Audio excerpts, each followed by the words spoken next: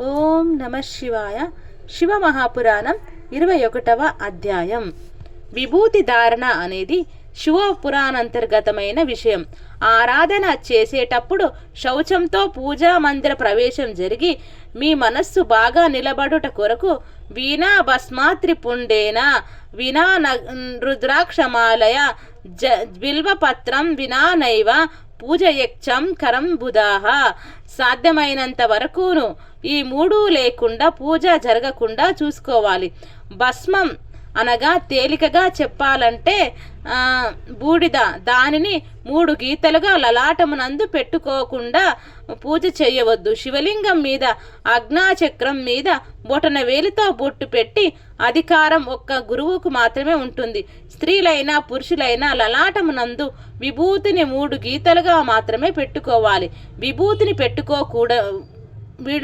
పెట్టుకోకుండా ఉండరాదు. రుద్రాక్షమాల వేసుకోకుండా పూజ చేయరాదు. బిల్వపత్రం లేకుండా పూజ చేయడం అంత మంచిది కాదు.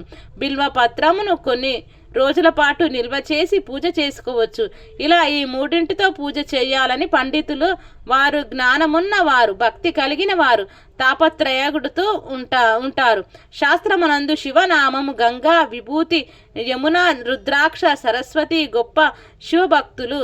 లలాటమునందు త్రిపురాండములను ధరించిన వాడై బొట్టు పెట్టుకొని మెడలో రుద్రాక్షమాల వేసుకొని శివపూజ పూర్తి చేసి బయటకు వచ్చిన వ్యక్తిని పూజా మందిరంలోంచి బయటకు రాగానే చూసిన వారికి త్రివేణి సంగమం స్నానాన్ని చేసిన ఫలితము ఆయన ఖాతాలో వేస్తారు.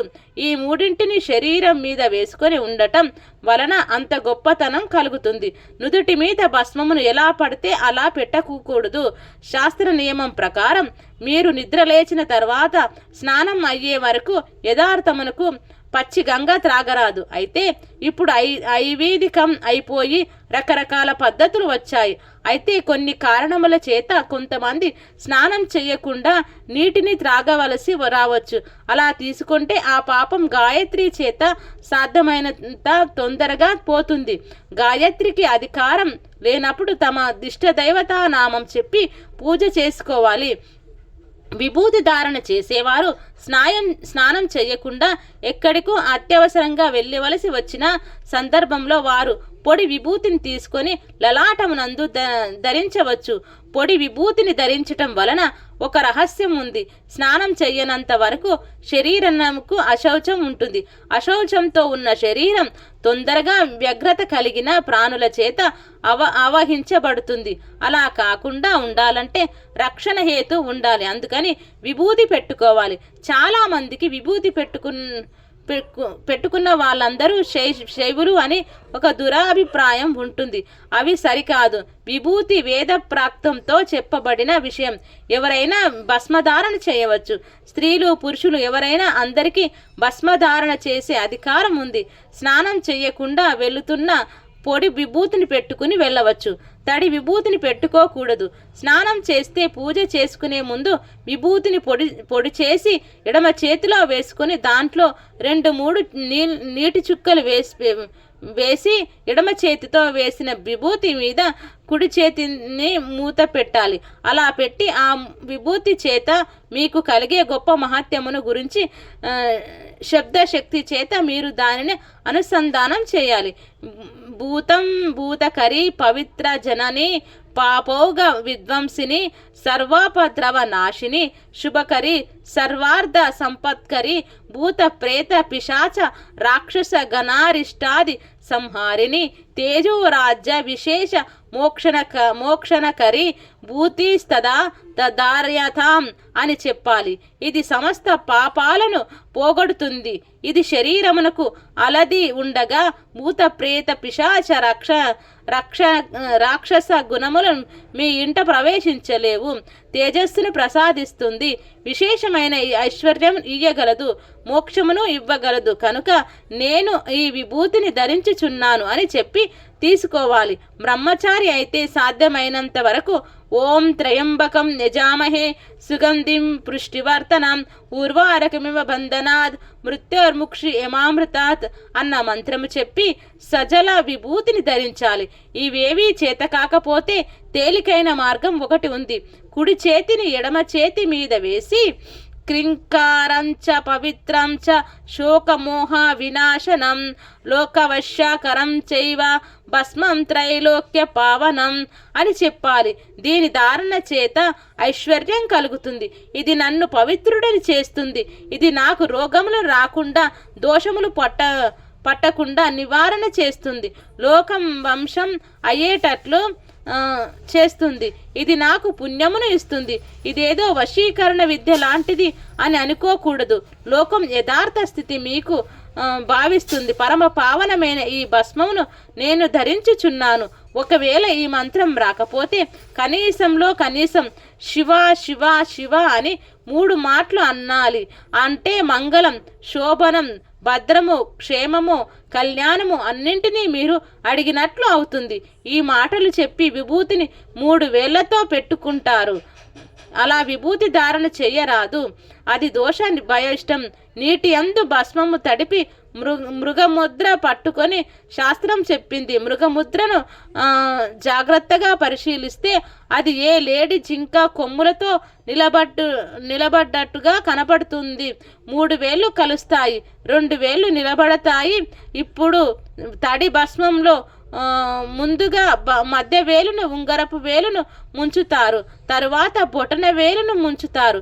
ఆ తర్వాత కుడివైపు నుండి ఎడమ వైపుకు బొటన వేలు పట్టగలిగినంత దూరం విడిచిపెట్టి నుదుటి మీద ప్రయాణం చేయాలి.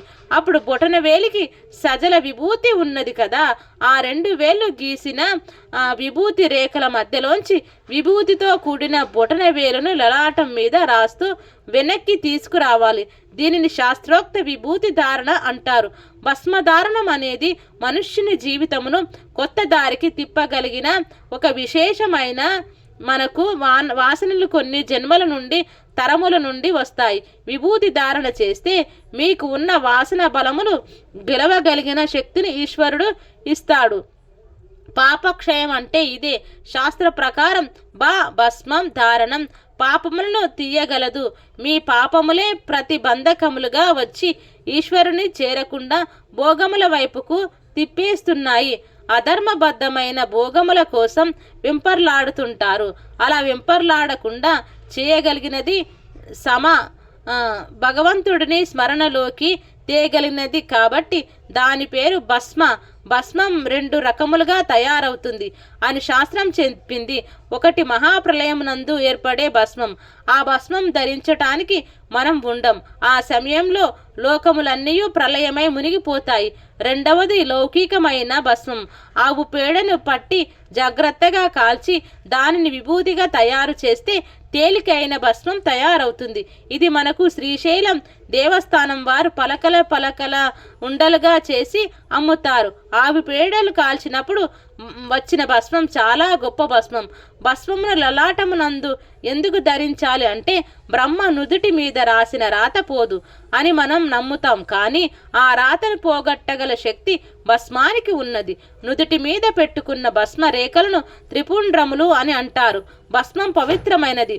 సమస్త దోషములను పోయినప్పుడు మాత్రమే ఏదైనా పవిత్రం అవుతుంది. ఏదైనా వస్తువు అగ్నికి తగిలినట్లయితే అది శుద్ధమైపోతుంది. విభూతి అగ్ని సంపర్కం కలిగినది. దానిని ధరిస్తే మీ యందు జ్ఞానాన్ని ప్రకాశిస్తుంది. శివలింగమునకు అభిషేకం ప్రారంభం చేసే ముందు పంచబ్రహ్మ మంత్రములతో పొడి విభూతిని శివలింగం మీద వేస్తారు. ఏ చెట్టు నుంచి ఎన్ని పువ్వులు కోయాలో అన్ని పువ్వులను ఈ బ్రహ్మాండంలో ఉన్న సమస్త వృక్షముల యొక్క పూలను కోసి తెచ్చి ఈశ్వరార్చన చేసినటువంటి ఫలితం పొడి భస్మంలో అభిషేకం ప్రారంభించిన వాడు ఖాతాలో వేసేస్తాడు. విభూతిని తడిపి ఆ విభూతితో శివలింగమునకు అభిషేకం చేస్తే తెల్లటి విభూతి ధార శివలింగం మీద నుండి కింద పడిగానే ఆయన పాపములన్నీ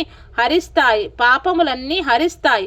శివలింగం మీద నుండి జారిన ఆ విభూతిని గాని పెట్టుకుంటే అపారమైన తేజస్సు ఉద్భవించి ఈశ్వరాభిముఖుడు అవుతాడు.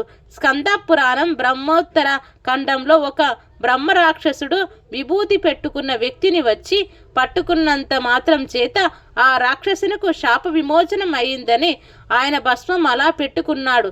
అంత ఉపాసన బలంతో పెట్టుకున్నాడు కాబట్టి భస్మం అంతా గొప్పది. శివమహాపురాణం 21వ అధ్యాయం సంపూర్ణం. సర్వం శ్రీ ఉమామహేశ్వరార్పణమస్తు.